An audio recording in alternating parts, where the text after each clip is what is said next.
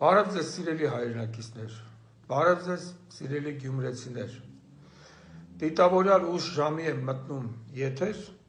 որ ես խուլիգանները չջնջեն իմ նյութերը։ Ուրեմն կոչով դիմում եմ մեր հարգելի, մեր թասիբով գյումրեցիներին։ Առաջիկայում սպասվում են Գյումրու ավագանու, արդյունքում փաստորեն նաև քաղաքապետի ընտրություններ։ Իմ խնդրանքը որպես հայ, որպես հայաստանցի, դա այն է, որ դուք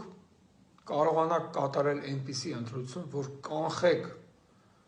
ձեր տարածաշրջանի կործանումը։ Այսօր ամբողջ Հայաստանը կործանվում է այս ապիկար իշխանության կողմից։ Դե եթե Հայաստանը կործանվեց, ո՞նց կարա Գյումրին առանձին փրկվի։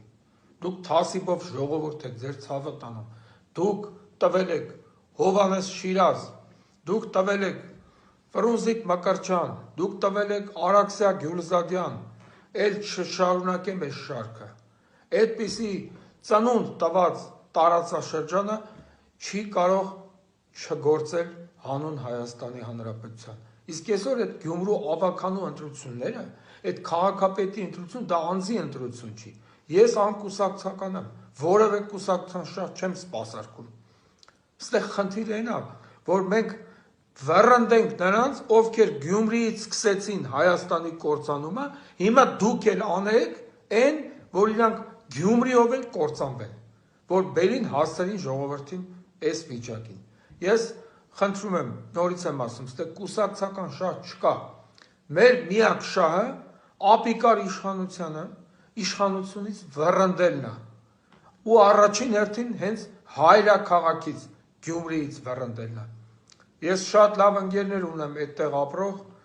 թասիբով մարդիկ են, ես ձեզ շատ լավ եմ ճանաչում,